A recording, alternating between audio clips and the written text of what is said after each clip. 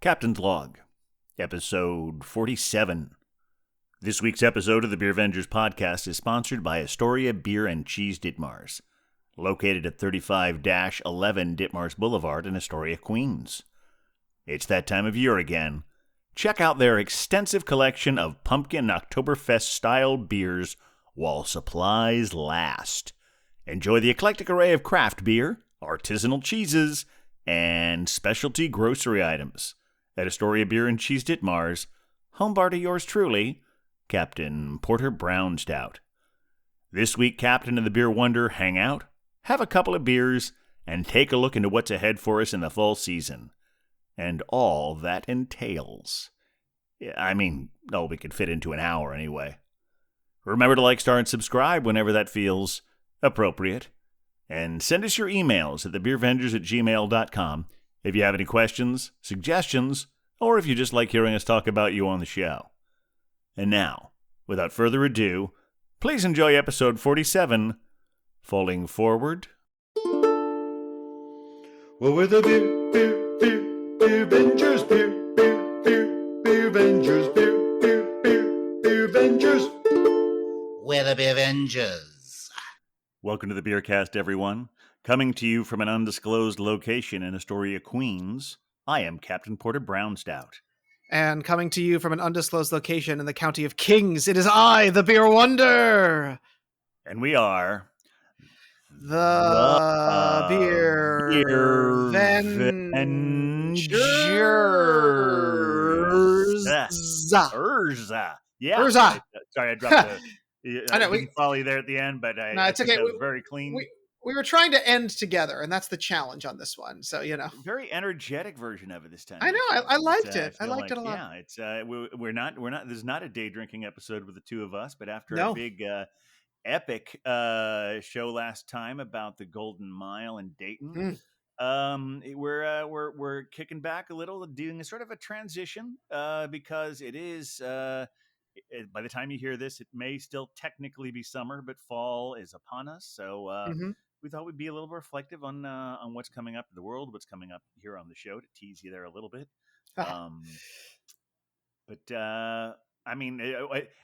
Any thoughts on that, Beer Wonder? Oh, it's you get back in, school starts, and it's like a whole new time of year. So it's nice to be reflective on the times that we have had in the summer, but now the times that we have to look forward to in the wintertime. Exactly. All right. So before we get too reflective, let's get more reflective and get maybe a little something to help us be more reflective. Always. I think that means that it is time for the pours. I would agree. And Captain, we had such a struggle last week. Yeah, I really do.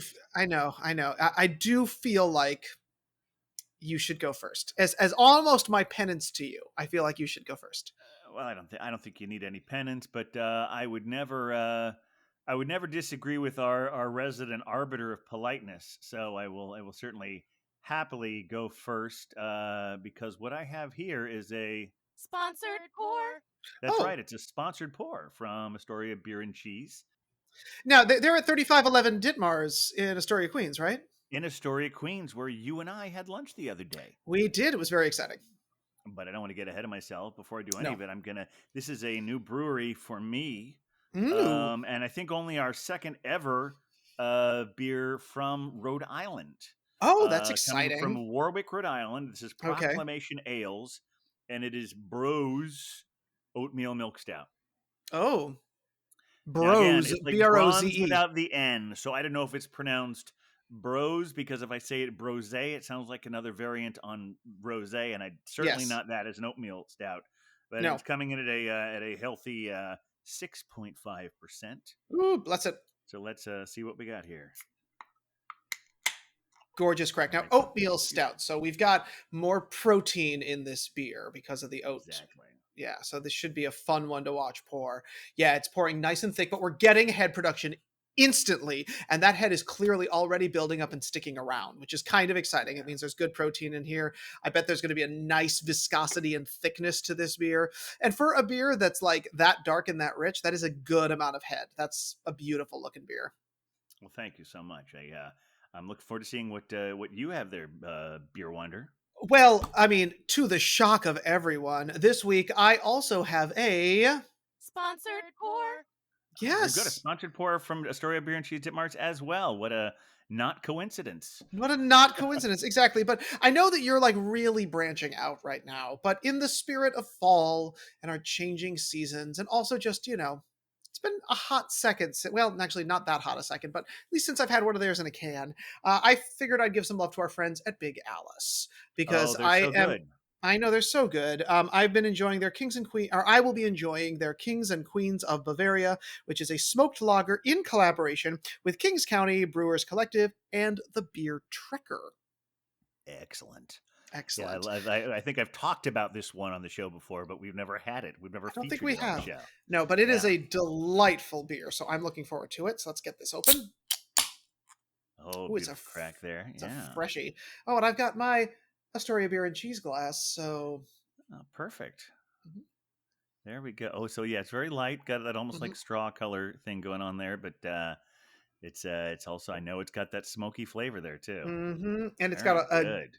got excellent head production and retention, at least right now. Yeah, mine is And almost gone at this point. I know, but the smoke is very intense on the nose, so this should be a Excellent. fun way to bring us into our fall season. Well, cheers, beer wonder. There you go. Cheers! Always a pleasure to spend an evening drinking with you. For me as well. Mm. Okay, that's yeah. This is I no. It's just it's almost surprising because this is a pretty traditional oatmeal stout, Yeah. and I've had so many things with so many variants, and having such a hard time finding things in that general wheelhouse. It's really definitely. Oh, now I'm feeling definitely very of a chocolatey flavor to it. Oh, It's nice, really nice. nice. Yeah, Yeah. Um, I mean, I know we've talked about this beer before. I know that you yeah. love this beer, but this is when I think about smoky beers. I mean, honestly, this is almost a beer for Huck, because he loves his Rausch beers and his smoky things. Now, But now for that was me, actually a question I have. Is smoked lager and Rauch beer the same thing? my understanding is that they're slightly different. Now, this is specifically a Okay. smoked Hellas lager. Which puts it in a slightly different category. German style Helles lagers basically is a malt accent that has sweetness and body and is using noble hops for its bitterness. So it's not an intense bitterness; it's got some sweetness. But the Helles part is has to mostly do with the coloration. What's happening with this beer is in order to give the smoky flavor, they're using a malt that has been dried out over an open flame. Okay. Um, so that's what the production is. I don't believe it would officially qualify as a Rausch beer, but of course we can check Well, that for those next week's Germans are Stumphouse. very particular about their rules for what you can and can't call things. Very much so, yes, which is lovely. But here's the thing: this is one of those beers where I drink it and I'm like, "Ooh, sweet beer! Someone dunked bacon in it." Is And that a positive or a negative oh there? no, it is the biggest positive because who Oh, doesn't want good. beer and bacon together? Like that's an excellent combination. The other thing that I just wanted to like throw out is we know, our friends at KCBC. We've had many of their beers on this show. You and I have, we've spent time there, um, Sure. etc. But that so they're part of the collaborative on this one. But the other collaborator is a Beer Trekker, and Beer Trekker is a photographer who works primarily with breweries to photograph their beers. And their can is a little bit different. It's got that like traditional Big Alice, the diamond shape with the thing and all the stuff around it. Right, right. But there's a photograph that sort of is on the back side of that one, and that was a photograph that was taken by Beer Trekker. His name is Miguel Rivas. He is the Beer Trekker, and he is the other inspiration for this beer. So it's sort of a different take on can art, which I kind of love because I can't quite tell where it is. It looks very like German canal feel to it, which I could absolutely see this beer sitting next to a German canal on a hot day, maybe having a pretzel with some beer cheese and some more bacon. Like I'm okay with that. That feels like a great use of an afternoon. But yeah, it's just a delightful, really perfect German beer coming in at a whopping 5.8, so you can have a couple of them. But it's classic. Now, do you Yeah, remember when you had this one, or? I did. I remember specifically because I'm a fan of the smoky. I don't see enough smoked porters around anywhere. So Right. that's one I used to always enjoy a lot. And hopefully now that we're getting into a more of a darker season, maybe some of them will turn up. But I do remember around the time that Huck had the Rauschbier from Mm. Evil Twin. And then shortly after, I took a trip out there and got it, and it was that particular one was not quite smoky enough for me. And then Oh I well. had the Kings and Queens of Bavaria. I'm like, yeah, this is what I'm looking for in a Yeah. smoked beer. Yeah. So I'm It is glad. a very intense smokiness. I mean, especially because people kind of wimp out on that one. I did bring Huck, and he had it on the show.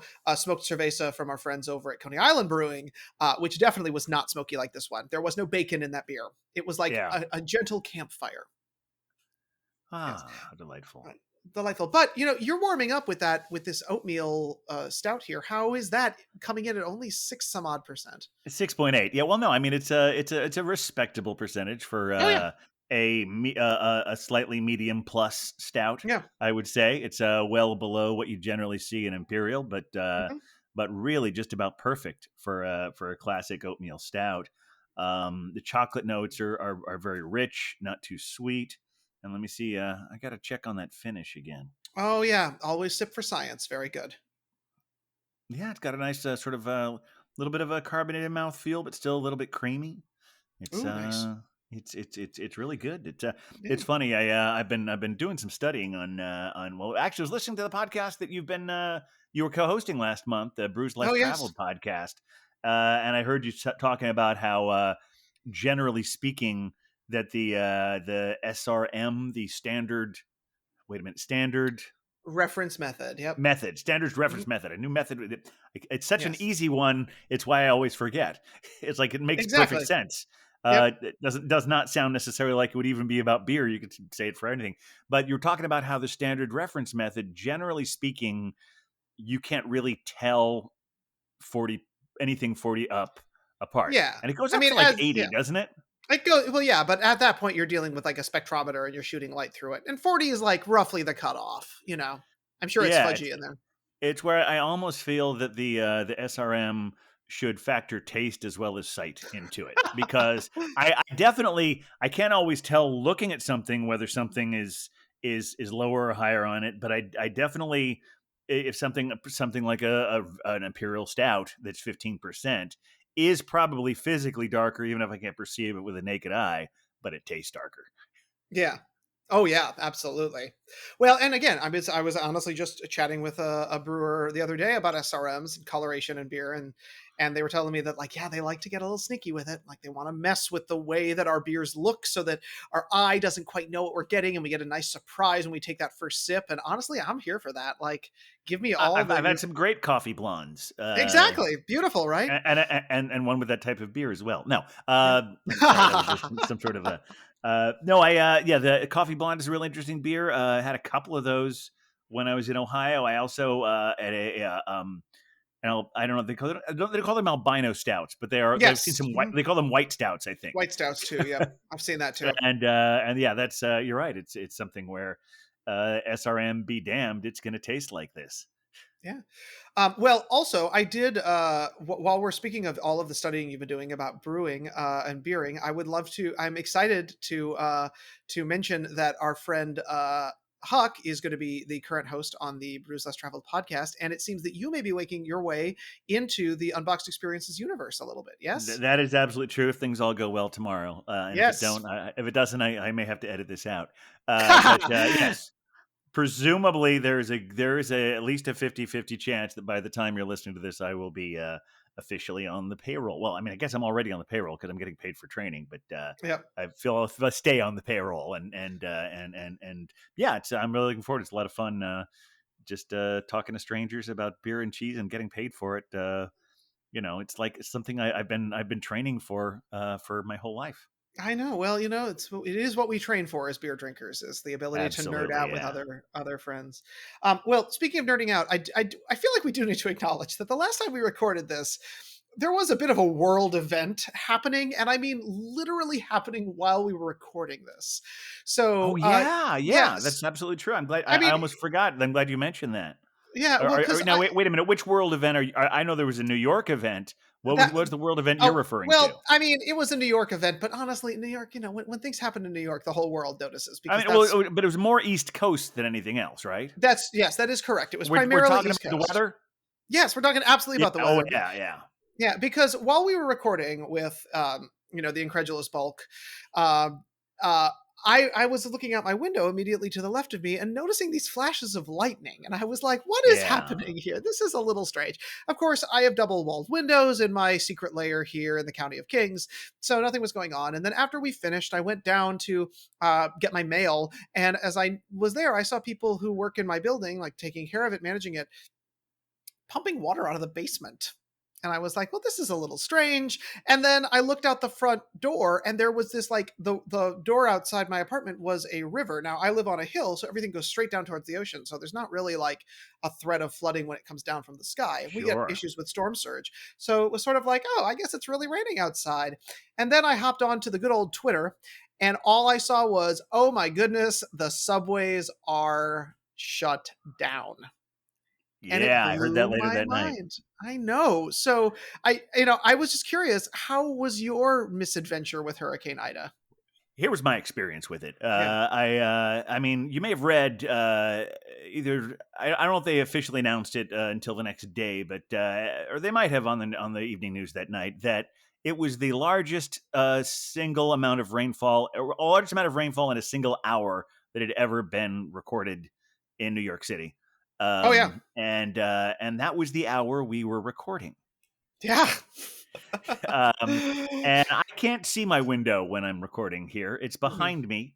Okay. I do make sure I close that window to block out the street noise. Yes. But up until the time we were recording, I would have had it closed anyway because the wind was blowing any rain there would be through that window. And Oh it's wow. all in my apartment. It's always that one or the one in my bedroom. I can never have both windows on open at the same time if there's wind and rain happening. Um, and I had several times checked the back window to see if there was any water. It was coming in that way, and it wasn't. Well, apparently, while we were recording, the wind shifted. Oh no. So it's no great tragedy compared to especially some of what happened to some people. Mhm. But yeah, we ended the podcast. I went and opened the window. I was like, hey, the wind isn't blowing this way anymore. Oops. Went back to my back bedroom. Yeah, and the carpet was soaked and did dry out for about another 2 days. But Oh that was pretty much no. all I had to deal with. Yeah, it was some of it. My laundry basket took on some water, but nothing that changed my life. So I'm it was pretty crazy, but Yeah. that's how we survived that here. Yeah. Well, and I mean, the city is still drying out to a certain degree, I think. We're still hearing Yeah, reports about things that happened, especially in parts of Queens and some of the lower lying inland parts of Brooklyn and the County of Kings, and even bits of Manhattan that really took on a lot of water. So certainly the Beer Vengers thoughts are with everybody who suffered damage during this one. But I'm happy absolutely. to say that at least within our sphere of influence, everybody seemed to come out of this one okay, which is Yes, good yes, until the next one happens. Well, yes. actually, I should So I should say we did have a casualty within our sphere of influence, and that was that our friends at Strong Rope did take on a lot of water in the Gowanus area, and they were closed for a few days and did have to dig themselves out a little bit. So I did want to send some extra love to our friends over at Strong Rope. I was there a little while ago, picked up some beers from them. So if you happen to be in the Gowanus area or in Red Hook or further upstate, go throw some money at our friends at Strong Rope because not only do they do excellent beer, but they could probably use a little extra love right now. I'm so glad you mentioned that because I Mm. almost neglected to, and I'm not. This is not just using this as another opportunity to mention our sponsor, Astoria Beer and Oh, Cheese Itmars. They had some pretty serious flooding in their basement as well. oh, okay. And when that kind of flooding happens, it's not just rainwater. So pretty Hmm. much anything that gets touched has to be thrown out. So they had to throw like a lot of beer they had in storage down there as well. So it was pretty costly damages both to merchandise as well as the facilities. But I mean, Yeah. uh, they they have recovered from it. They've got it all cleaned out, but yeah, I know that must have been pretty costly for them. I don't know how much of that's covered by insurance, but it's pretty rough. Yeah. Well, either way, it's a good idea to swing by Astoria Beer and Cheese at 3511 Ditmars Avenue in Astoria, Queens, and Ditmars Boulevard. Ditmars Boulevard. Thank you. Ditmars Boulevard. All This right. is what I happens know when you it's live in the County of Kings. it is parallel with the avenues. That's It's true. the thing is like if it were an avenue, it would be 22nd Avenue, but Right. instead it's Ditmars Boulevard. So it's just about Right. how, you know, everyone's in all of New York City. It's not just Kings, Queens. There are always some place like, oh, well, here it's called something else. Right. Like we all know that 6th Avenue is the Avenue of the Americas, but if Clearly. you're actually counting numbers, it could really throw you off if you Yeah. didn't know to look for it. Yeah, absolutely. No, it's well, I was gonna say it was lovely to see there. That said, I also just kind of only know how to get there by walking. Whenever I meet True. you there, I'm like, I know exactly how to get there, but I could not like tell you how many blocks to go. I just know what the landmarks are. There's that outdoor trolley that everyone sits in, and then you get to Astoria Beer and Cheese. Well, it's very convenient that it's the Ditmars stop on the Well, yeah. A&W train. It's the And last it's one. on Ditmars, what doesn't really matter if it's an avenue, a boulevard, or a street. You know you're at Ditmars and you go to Ditmars and go a certain direction so you You get just to the keep place. walking. So yeah. Yeah, Exactly. most definitely. Well, I really don't know what qualifies it as a boulevard. I just know that that's its name. it's because it's classy, Captain. It is a pretty classy place. I know. I will grant you that. Yeah. Well, here's the thing. You know, you and I met up there a couple days ago, and we had a lovely time and lovely chat. But when we were sitting in the backyard, one of the things that I started to notice is that we are in that weird transition period between the like dog days of summer, where it is just brutally sweaty hot all the time, and all you want is a light crisp beer to cool yourself down if you're not the captain who drinks porters all year round. But like we're getting a little bit of alternating between that like intensity of heat and the sort of cool beginnings of fall, which means it's a transitional beer time for us. You know, the kids are back in school, the Keys to New York program is being enforced in New York City, fall is arriving, and I know that's it's one of my favorite beer drinking seasons. It's crazy that you know. I guess the official end is September 21st. But it always feels like the symbolic end of summer is Labor Day weekend. Very we true. had a few interesting Beer Vengers get-togethers over the Labor Day weekend. Yeah, absolutely. One that I was at, and one that you were at. Exactly. So, do you want to fill us in on what beer venging was done in your part of the world? Sure. Went over to Huck and Cider Girls' neck of the woods in their undisclosed part of the Upper West Side of Manhattan town. Yes. Started out in the park. Met them there along with the Belgian Babe and Nutpool and Wheat Lightning. Well, say what you will about Nutpool. Say what you will about Nutpool. He brought some interesting, some very good pours and some that were interesting experiments. Was one from our friends at Pabst? He did not bring any Pabst this time. No. Oh, No, that's fine. That's fine. He was. I mean, he was trying. I mean, you remember I had a really great beer from Edmund's Oast, an episode. Yes. Actually, it was the last episode, I think. And he got something from the Astoria Beer and Cheese Broadway. Nice. That was a peanut butter and jelly beverage. Okay. I'm not sure it worked. Okay. It was attempts are good. Attempts are good. Yeah. It's you know, I wanted to like it, but I just it was yeah, I don't think anyone thought that was an experiment that worked great. There were some other good ones there though. I brought since in the spirit of the beginning of fall, I brought a smashed pumpkin. Oh, lovely. From Shipyard. Those are so good. Also, you know, because Cider Girl is always there, you have to bring an offering to the cider host, and exactly. She's also fond of margaritas, and I found this fantastic. I don't remember the brand. I will remedy that. But it was a margarita flavored cider, and that was really good. That was a much more interesting experiment, as such experiments go. And I also brought this giant can from Junkyard in Minnesota, and it's basically a can, but it's 750 milliliters. Whoa! So it's got a huge diameter there. It was one I got from Tavor, and as soon as I saw it, I've occasionally opened my beer fridge and I looked at that one. I said, "This I have to save this for a sharing occasion." Yes. That's not to be drunk by yourself. Exactly. And it was a Rocky Road Stout, and we all had a good time with that one too. And it was Mm. just great seeing everyone. We hung out in the park for a while. We went over to their apartment and had a nice time. Hung out there for a while. Played an unusual card game that Nutpool brought, Mhm. and this lovely 6.8% oatmeal stout must be working because at the moment I'm blanking on what I'll remember it. I It believe there was were unicorns involved. Yes. unicorns. That's it. You've played the game. Yeah, I have indeed. He's brought it to work. Okay, so yes, it was a unicorn. Something. Do you remember the full name of the game? Something Was it unicorns. Unstable Unicorns? Unstable unicorns. That was the game. We had a lot of fun with that, especially when I got to turn all of Cider Girl's unicorns into pandas. Well, those My damn highlight of the pandas. game. Yeah. Exactly. Well, they can be so unstable, but it's good to know what they're up to. Yes. Well, I unfortunately had to go do my Clark Kent job that evening, which is just how things work. But I was able to meet up with Huck and Cider Girl and Nutpool and Wheat Lightning and another unnamed, hopefully soon to be Beer Avenger, the next night in the County of Kings at a little area called Industry City. Now, I don't know if Okay. you've ever been there, Captain. I have not. Okay, That well, I'm aware of. right. So it's a development in the Sunset Park part of Brooklyn.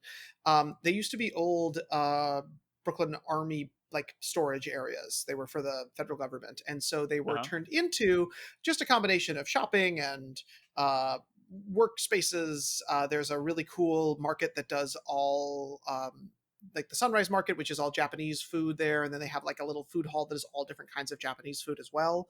And then as a part of it, they have a row that includes a distillery that makes a ginger infused liqueur, which is excellent, a sake place, a barbecue spot, and the Big Alice Barrel Room.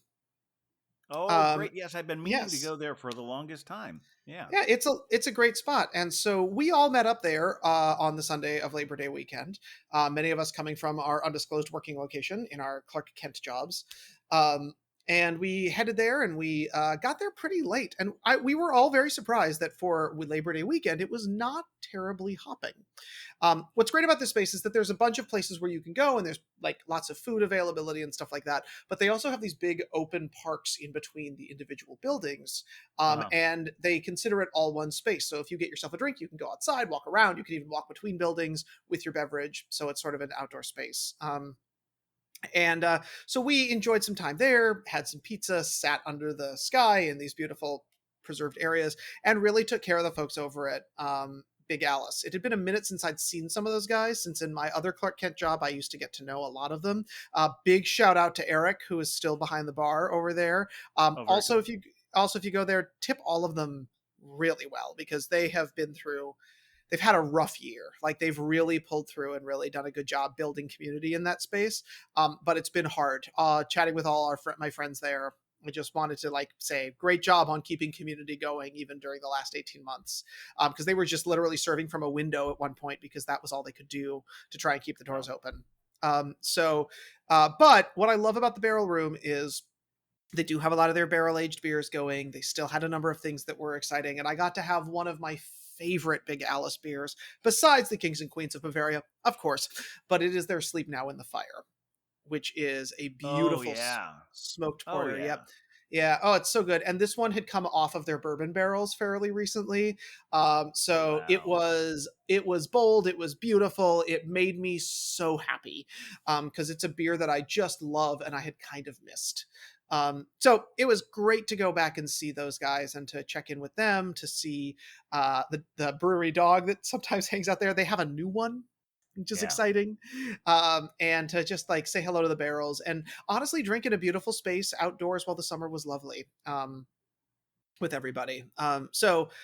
Big extra high fives to our friends over at Big Alice Barrel Room. It's a hardworking crew over there who've had a really rough 18 months. So we should definitely go and send them more love. Absolutely, we should. Yeah. Every once in a while, one of their barrel aged things makes its way up to the Long Island City one, because I know I picked up one of their barrel aged Sleep in the Fire, or Sleep Now in the Fire. Sleep Now in the Fire. Yep. So good. It is just a truly exceptional beer. It's the kind of thing that even as someone who doesn't fully love dark beers, I could drink it every day. Yeah. Yeah. It just goes Yeah. down so nicely and easily. But with this being the sort of like, oh, I did want to call out one more thing I did during Labor Day Oh, weekend, yeah, which of yeah. course is separate beer venging, but it's my buddies over at Coney Island. Kelly, one Oh, of of my course. yeah, so I was working all of Labor Day weekend, including the day itself, at my Clark Kent job, and my gift to myself was that I decided to do something nice for myself every day. And so the Saturday of Labor Day weekend, as things were getting a little crazy at work, I decided that after work, I was going to take myself over to Coney Island Brewing, where I have wonderful friends who work behind the bar, and they're a wonderful brewery that has done great things. And saw my favorite bartender Kelly there, and I said to her, tell me what I should drink. And she said, well, the Oktoberfests have come out. And I said, it's a little early. I don't know how I feel about this. And so I was conflicted, and I said to her, okay, what should I do? And she said, well, we have two. We have the Oktoberfest, which is just a very standard sort of like Festbier Marzen type style beer. And then we have our Freaktoberfest, which has coffee in it. Ooh. And I said to her, okay, well, what should I do? And she said, well, I don't know. And I said, well, what are you drinking? And she said, well, I'm kind of a basic bitch, so I go for the Freaktoberfest. And I was like, all right, well, here's the thing. She has yet to steer me wrong. If you ever are at Coney Island, make sure that you tip her well and also take whatever advice she gives you, because she's always excellent. And so I had the Freaktoberfest, and I got to tell you, this shit is good.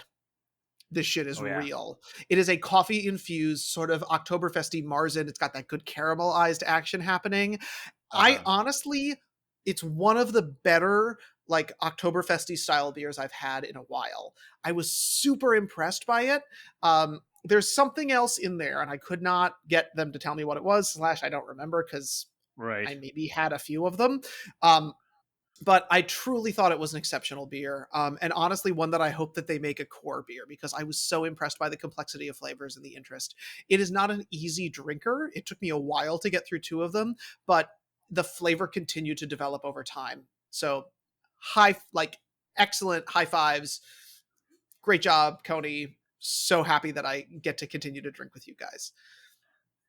It seems unlikely that they're going to put something that is meant to be a play on October into their regular rotation. Of course they will. But hopefully, it will be a regular recurring beer at the very least. Yes, perhaps they'll bring it back next year. But the thing is, with us heading into the Oktoberfest season, now is a time to start to break out all of those fall beers. So, Captain, I'm curious, what are you excited about as we head into our fall season of drinking?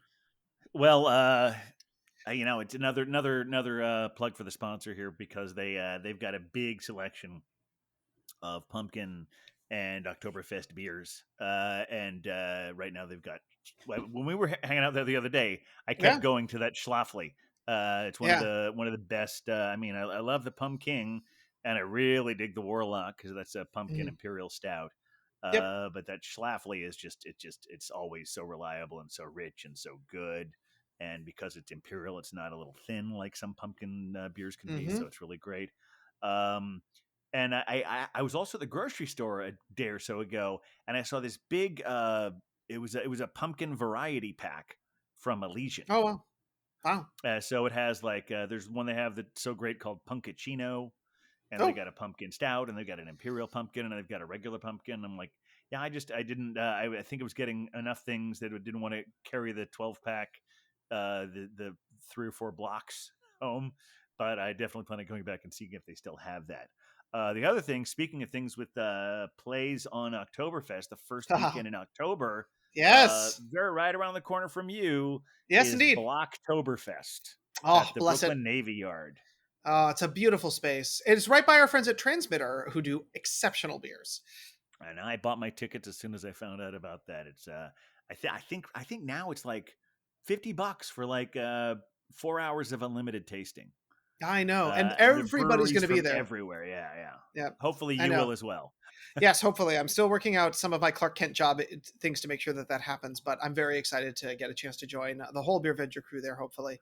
Well, if you need any of the other Beer Vengers to write you a fake doctor's note, maybe we can oblige there. Yes, that I'm sure we can make that happen. You know, the beer wonder has important beer venging to do in his And life. if your supervisor is listening, we were just joking. And if he gives a doctor's note, it's going to be absolutely real. Correct. And that's all Absolutely I'm going to real. say about that. 100% bona fide. Yeah. Yes, cheers to that.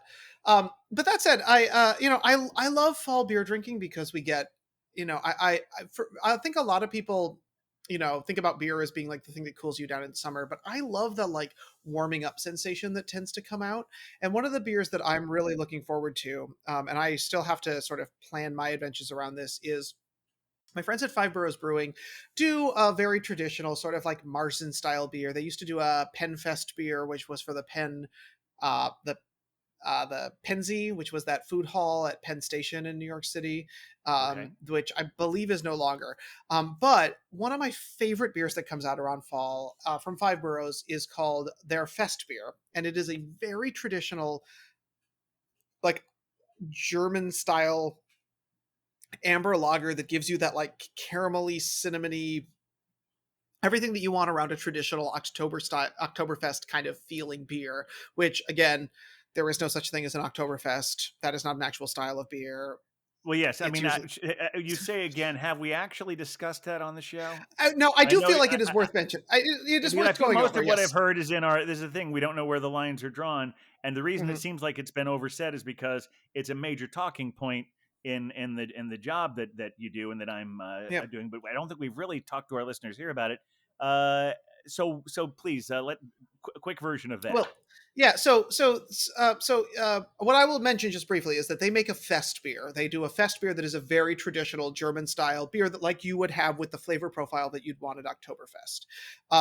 And it is my favorite beer, one of my favorite beers that Five Boroughs does across the board. I mean, I might love it even slightly more than my Tiny Juicy IPA, but like, we won't even get into that.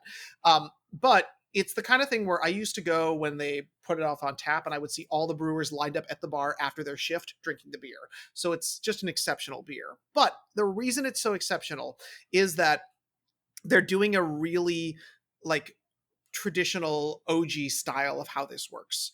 Um, Okay. and and historically, the style of beer that we think of as an Oktoberfest beer is usually a Marzen beer, Marzen, which stands for March beer. The history of Oktoberfest, of course, in 1810, Prince Philip and Princess Teresa, they got married, they have a big party, the Uh-huh. party extends, all that good stuff happens. But they wanted everyone drunk, and so they had the beer that everyone had at that point, which was the Marzen beer, which was a beer that was brewed starting around the 16th century. They set it up and they brewed it in March, and then they let it sit until the harvest was done, because in the summers in Germany it was too hot to brew beer. The yeast would not do its job. So the idea was that it would rest over that period of time. That beer became very popular. It started really into Oktoberfests in like 1818 when they added food halls and beer halls to the whole environment. And then once we got around like 1927, people started running out of beer because Oktoberfest tended to be too big a deal. So more styles of beer joined our Oktoberfest feel, where things like a Fest beer and a Marzen started to kind of bring things out. But generally, the beers that are served at Oktoberfest, besides being brewed by breweries in Munich and abiding by the Reinheitsgebot, are sort of a caramelly malt forward beer with a percentage over 6%. But that doesn't get to And the fest heart and of so this fest whole. beer is so fest beer kind of is similar, it just as lower ABV, generally speaking. Generally, so it seems that the transition that happened was that after we got past World War II, we started experimenting with more like reddish colored beers that get us into what we now consider a Marzen, but would push us more towards that fest beer. But Okay. Captain, I know you were doing some research. It does seem that like people haven't decided if fest beer is a style of Marzen or Marzen is a style of fest beer, right? I think I think the two camps that as I understand it are either they're different beers, they're both considered Oktoberfest beers. Hmm. Everyone can agree on that. Yes, Uh, correct. I've not heard anyone say that Marzen is a type of fest beer. I think Right. maybe it's because Marzen came first and Came fest first. beer Yep. was sort of an afterthought, and is brewed under the same rules and the same time and some of the same ingredients Mhm. that fest beer is perhaps to some considered a type of Marzen. Right. Yes. So there tends to be overlap. But when you get an Yeah. Oktoberfest, generally you're getting something that's still going to fit in that same almost caramelly, um, profile that you'd expect from a Marzen or a Fest beer. Right. And so, but the style Oktoberfest does not exist. So sorry. Yeah. I mean, it's great branding. It's great branding. Let's be honest. But and the one you had at Five Boroughs is a Fest beer. Is a Fest beer, and it's one of my favorites because they do it very well. It's very specific. There's a good caramel note to it. There might even be nutmeg in there. You never know. Yes. But yes, but there's a little bit of something that kind of gives it that like fall feel that doesn't try too hard. It's gentle, it's Yeah. delicate, it's really interesting and kind of complex. Again, they could never make it all year round, but it's one of the things that I always look forward to. I don't know if they distributed it last year, and I definitely did not get down. So I am excited to go and visit them in Sunset Park at some point and pick up my Fest beer for this year because I have definitely missed that one. I feel like we're being allowed to have a more full, protracted fall season this year. Mhm. Uh, Yeah. I'm looking back on our year, almost a year that we've been doing this. Mhm. Uh, we've been doing it for longer than a year, but our first Well, correct. episode was released on October 1st of 2020, but we've been recording for Wow. a month or so before that. Any case, though, we're coming up on our year, and what we were talking about when we did our pumpkin show last year Mm, was about how we got it in by the end of October, but all the pumpkins kind of seemed to be gone because they had come out so early. I think right. they felt like I started seeing them in early August, I know. and people were so ready to think, okay, we're one. This is just my own theory that people were so ready to. They thought if it became a later season, then it would maybe move us beyond everything we've been dealing with in the spring and the summer. And so by the Right. time you got to mid-October, you could barely find any pumpkin beers anymore. Yeah, it's Uh, true. this year, I definitely saw some in August, but I feel I didn't really start to see a significant rollout until the last couple of weeks. So Yeah. I think we're going to have those fall beers and be able to find them and enjoy them and all that. Yeah. See, I mean, I know this is a controversial opinion, but when it's 83 degrees out, I can't do a pumpkin beer yet. I'm just not ready. Like, I'm excited. Don't get me wrong. I want those pumpkin beers because they're delightful, but like, it's still too early for me. Well, I might feel that way. I can see that, even though I've had a few Warlocks in the last week Mhm. or so, and I've had those Schlaflies. Yep. But what about something like a Pumpkinhead, like Shipyard Well, Pumpkinhead, I mean, because I it do has those enjoy that. flavors, but it's kind of a very light bodied beer. Right. Yeah. For me, I think it is the depth of flavor, the intensity of the The flavor, beer, oh the yeah, mouthfeel, the richness of that is still challenging for me. Like again, this delightful smoked lager that I've got right now still feels appropriate, but it's giving me the like warmth of a campfire, so it's warming me up. sure. But when all of a sudden the beer makes the internal fires go and it heats me up and it's 83 degrees outside and I'm sweating profusely, this is not my ideal. But that also, and again, that's a New York City problem. That's a Gotham problem because it Yeah. still stays hot in September for us. Where, Yeah, I yeah, I mean, can, we had a week or so where it looked like, after that torrential rain, it seemed like things were starting to go down a little bit. Now we're dealing with the whole bit of an extended summer, mhm, and I thought I was maybe starting to get done with the air conditioning, and now I'm sleeping in it every night. But yep, hey, there we could have worse problems.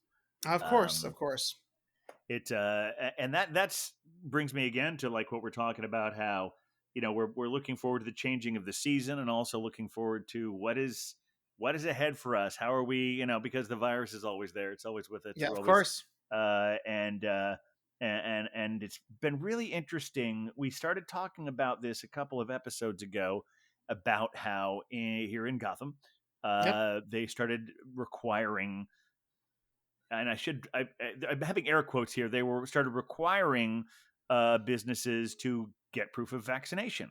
yep, They deliberately, in good faith, they decided we're not going to enforce this for a month, so you guys can get used to this. You people, right, you businesses, you genderless pronoun of your choice, can all get yes, used to this, and you can figure it out. So by the time we start enforcing it, you'll know what to do. And so, of course, many businesses here decided that meant, well, I guess we can get away with not doing it until that date. right, Uh, I'm not going to call them out here. If they continue the bad behavior, I might. But it was always a little disappointing to me when I went to a place and they said, "Oh no, we don't need to see your card." Yeah. And the Well, places that were way ahead of it, it made me happy to show my card. yeah, most definitely. Well, I'd love to call out a couple who are doing it right, Excellent. because I think that's an important thing to do, to give kudos to places that we want to support who are really being proactive in this way. So first and foremost, I want to have a huge shout out to our friends at Evil Twin, who are not taking this lightly. So I went on a secret mission for the captain a bit back. Very Yes. important stuff, which was a secret takeaway mission, meaning I was not spending time in the facility. So the current requirements in Gotham are that if you are going to dine indoors or drink indoors, you do need to show proof of vaccination, at least one shot, in order to be allowed to do that kind of thing. So I went up to the bar at Evil Twin here in Dumbo, and I said, "Hey, I'm going to do a takeaway order. I want to grab a couple things from the fridge. I don't see them in there. Do you guys have any of this beer behind the bar?" And they said, "We do, but before we can serve it to you, we would love to see your vaccination." To which I said, "Absolutely. It would be my pleasure to show you my card." So I gave them the card. They gave me the beers, and I said, "Thank you." And they said, "Oh, you're not staying?" And I said, "Nope." And they said, "Okay." And I went away. So high fives to them. Of course, I have been there in person since then to have beverages. They do, one of the things that they do that's great is they open up the windows so you can kind of like sit indoor outdoors if you want to do that, which is awesome. But they're still checking cards before you can order.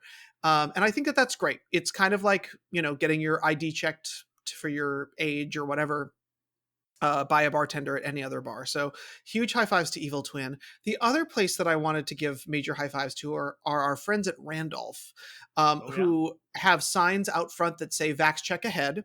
And they have a little station where the host will indeed check your vaccinations if you choose to eat indoors. Now, if you're eating outdoors, of course, not required, but they have made it a really comfortable process. Today, I did go to get takeaway beers, and they asked me if I was eating indoors or outdoors. I said, "I'm getting a beer to go." And they said, "Oh, you can just go up to the bar, but please keep your mask on." And I appreciated that reminder as well. The Yeah. bartender had a mask nearby, put it up right when I went to go and ask him. He grabbed the beers for me. I bought them, and I headed out the door. So major kudos to Evil Twin and Randolph for really taking this seriously and allowing us to continue to enjoy going out and having beers and engaging with our favorite places here in New York City. And really making that good faith effort to use the grace period to figure out the best way to do this. Hmm. Astoria Beer and Cheese, Ditmars has a really great thing that they weren't doing from the beginning. From the beginning, yes, they were from the 16th. They were requiring to see the vaccination to eat inside, but Rick White, the proprietor over there, figured out an even better way to do that because there's a lot of regulars there. Most of the people Yep. who go there are people who go there a lot, and he didn't want to have to bother them with checking it every time. So he created a special list Oh, nice. that's kept behind the bar. And the first time you show it, they write down your name, so they have a record that someone in there has seen your vaccination card.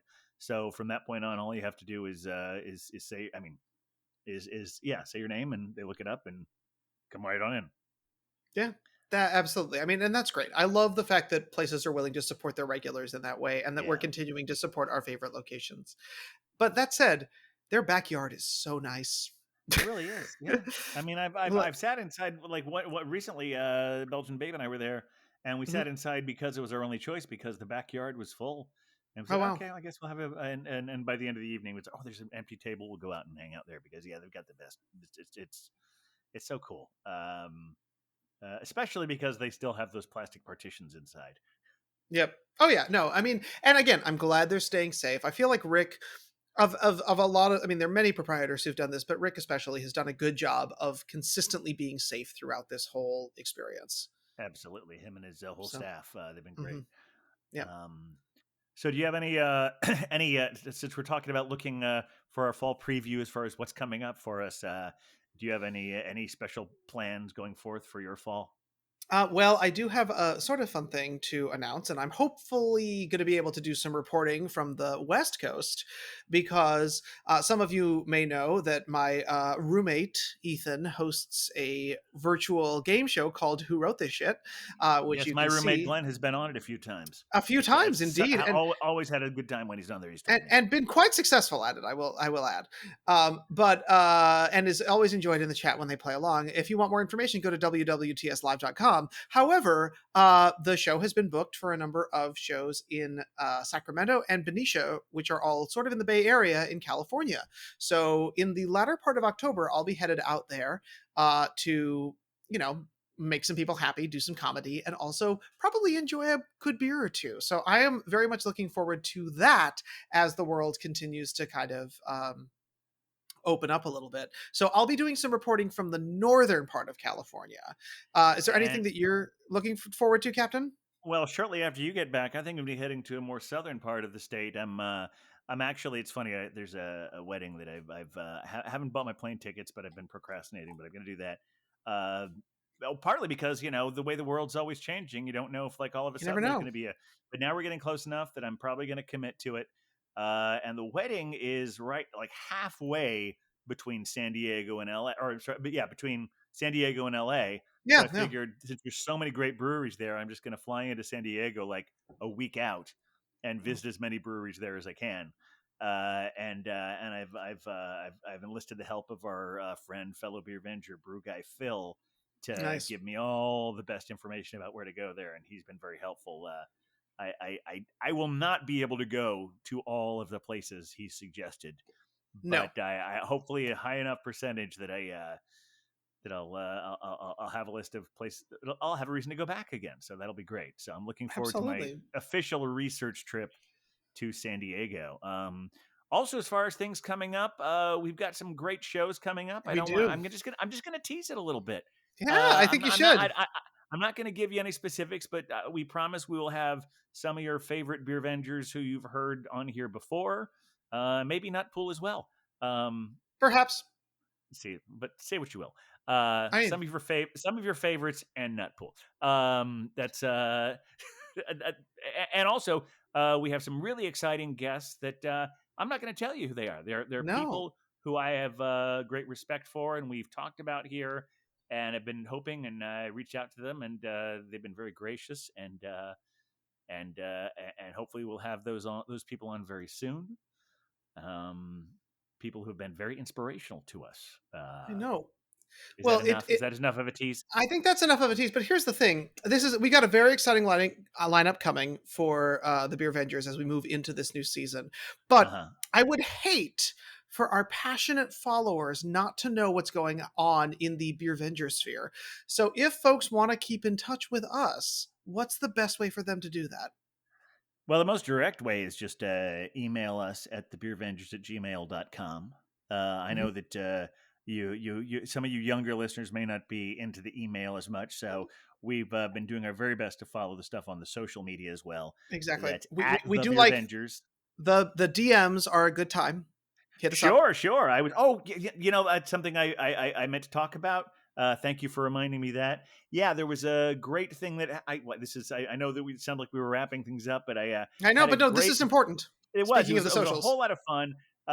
So the whole week after our last things, as some of you may know, we always try and put all as many pour pics as we can on our Instagram feed. So I Mhm. put the one that the incredulous bulk, aka Dr. Bruce Beer Nerd, he had a wonderful blueberry milkshake, blackberry milkshake IPA from Listerman's, and I posted it and identified it, and I got a direct message from them saying, "Hey, I just saw this. I don't think that's the blackberry beer." And I said, "Oh, well, I'm pretty sure it is. He got it from we got it from the barrel house. They put it in that bottle, and said, "Oh yeah, the color looks weird." And so then I texted the doctor, and he said, "Yeah, the color does look weird on the picture. It didn't look like that in person. There must be something wrong with my camera." And then I explained it, and they were also thrown up by the fact they haven't bottled it because Oh, the barrel house is bottling their draft. It's something they Oh, started wow. doing in the pandemic years rather than the pandemic years, like it was a long time ago. But it's still going on. Well, But in the yeah. early days of it, that was one of the things, because a growler or a crowler or even a howler seemed too much for a large ABV beverage. So they started bottling their drafts.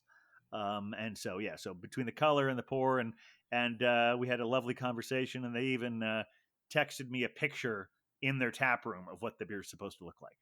Well, So that I'm was a lot glad of that fun. they're being important. They're doing important scientific research there to make sure that But we are accurate in the Beer sphere. But you don't have to be someone as important as Listerman, because you're all important, because you're all Beer Avengers. So if you reach out to us on the direct messages there on Instagram or on Twitter or on Facebook, we'll figure it all out, and we will reach out back to you, because just enjoy the conversation. It's nice to know. It's nice to get the feedback from you out there, and we like engaging with you. We like our fans. Yes, we do want to say a huge thank you to our friend in France. Oh yes, we have someone in France. I assume it's the same person. That about like a few months ago, we got 20 downloads from different episodes from one person in France, and then last week we got another 20. So presuming if you are out there in France, if you want to drop us a line, it would be great. We would love to start that conversation, because we want to know how you found us and how you're liking these massive binge listening things you seem to be doing. Yeah, and So, also the captain and I have sort of French adjacent experience. Let's put it that way. So we would be, we don't. Well, we I used to pretend to be. We used to pretend to be French for a living. exactly. So please reach out. We're fans of the French. So we would love to hear from you. And what your fall beers are. And also, I will say that if our French friend does do that, I will tell you directly what that coded message just meant about what pretending to be French was, and we did it with all due respect. Yes, love and respect. And it was all very specific. And but yeah, I guess we'll leave. I've actually mentioned what that is on the show before, but and some people who are listening will know this. And I enjoy preserving what little air of mystery we can. Well, Because there's the more only we so much. more we drink these wonderful high ABV beers, it's harder and harder to maintain the mystery. So we'll cling to whatever we can. I think so. Anything else for our fall preview? Have we pretty much covered it? I mean, there's a lot of good stuff coming up, so make sure that you subscribe on whatever, wherever you listen to podcasts, follow us on those social medias, and also let us know what you're drinking right now, because I guarantee you, if you contact us, we will call you out in the most positive and wonderful and happy way. Because we love each other, and we love all the Beer Avengers out there. Even Nutpool. Let's just say that it's sometimes we love him in a concerned way, but we love all our Beer Avengers. Thank you for listening. Thank you for continuing to, and we will see you next time. We're looking at doing this every other week for the time being. So hopefully that's often enough that you won't forget about us, and we will we'll see you the next time we're here, or you'll hear us, or something like that. All right. Oh, look, there's Huck. Huck, would you do the... Oh, hi, Huck. Hey, why don't you play us out, Huck? Thanks, everyone. Good show. With the beer Avengers, beer Avengers, beer Avengers. We're the Beer Avengers.